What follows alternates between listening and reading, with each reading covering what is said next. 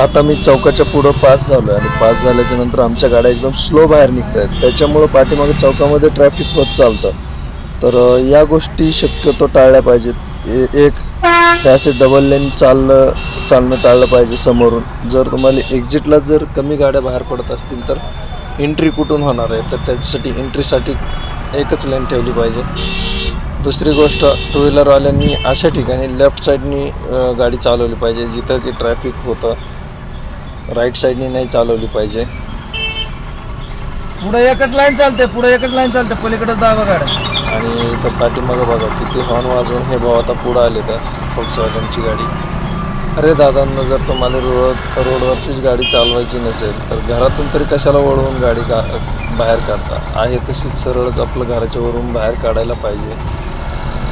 तर इथं पाहू शकता त्यांना किती घाई झाली आहे. मी थांबलं पाहिजे आणि त्यांनी पुढं गेलं पाहिजे. आता या ठिकाणी जर समजा गाडी डॅश झाली तर इथं चूक कोणाची?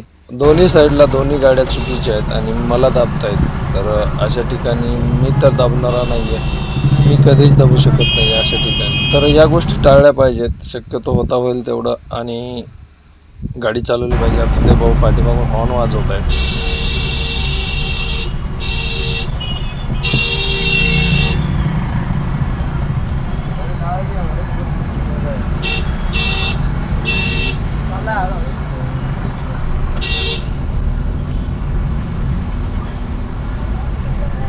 अशा प्रकारे जर तुम्ही ट्रॅफिकमध्ये हॉर्न वाजवणार तर समोरचा चिडणारच आहे तुमच्यावरती. तर शक्यतो ह्या गोष्टी टाळल्या पाहिजेत. तिथं मी हजर लाईन लावून गाडी थांबवली होती आणि हे रिक्षावाले भाऊ बघा लगेच दुसरी लाईन करतात.